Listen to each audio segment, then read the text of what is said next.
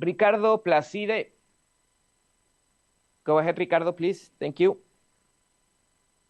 Bonsoir, coach Minier, Ricardo de Total Merci. Mix.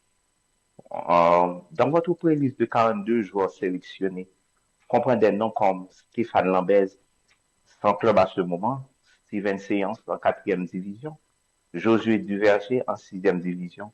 Pouvez-vous affirmer que ces décisions ont été prises de manière indépendante? Et aussi, récemment, Belgrade a publiquement exprimé sur les réseaux sociaux son souhait de représenter Haïti. Pouvez-vous nous expliquer les raisons de son absence dans votre playlist? Oui, ce que je peux expliquer, c'est que depuis mon intronisation, j'ai une pleine latitude à sélectionner les joueurs ou pas que je souhaite. La fédération me laisse travailler dans le domaine technique. C'est un grand confort et je les en remercie pour ça.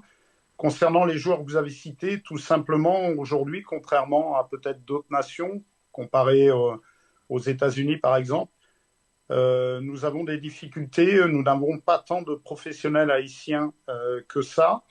Les bons joueurs locaux qui pourraient venir s'intégrer au sein de la sélection actuellement ont des problématiques pour obtenir des visas. Je rappelle que l'ambassade américaine et l'ambassade française, par exemple, sont actuellement en difficulté et souvent fermées, donc il est difficile d'obtenir des visas. Concernant Stéphane Lambès, c'est un signal fort que je lui envoie. C'est un garçon qui défend le maillot de l'équipe nationale depuis des années. Il est dans une pré-liste. Ça ne veut pas dire qu'il sera dans la liste finale, mais c'est lui montrer de l'intérêt. Il nous a aidés lors des éliminatoires. Il est actuellement sans club. J'ai des garçons à son poste qui, eux, sont opérationnels, mais vous savez que d'ici la compétition, il peut y avoir des blessures. Et comment ferions-nous, sachant que je ne pourrais pas me retourner sur des joueurs locaux faute de visa. Donc c'est un signal fort que de lui envoyer. Je rappellerai que simplement l'histoire du foot n'est pas toujours la même d'un pays à l'autre. Il m'est arrivé avec le Togo de faire une CAN avec Adebayor, qui n'avait pas de club depuis 8 mois et qui a été notre meilleur élément durant cette compétition.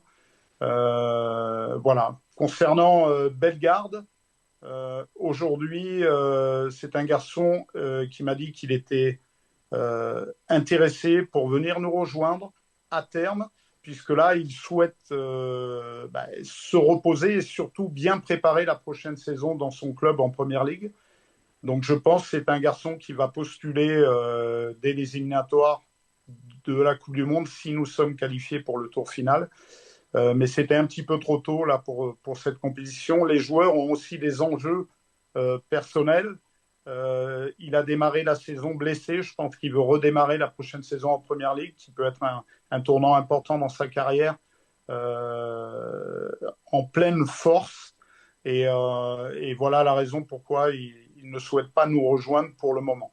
Maintenant, il va falloir qu'à un moment, il se décide, puisque si nous venions à nous qualifier, il me paraît difficile d'écarter des joueurs ayant qualifié l'équipe et d'emmener un joueur au dernier moment lors d'une Coupe du Monde, par exemple.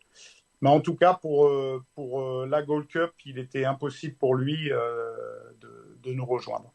Donc le débat est clos le concernant.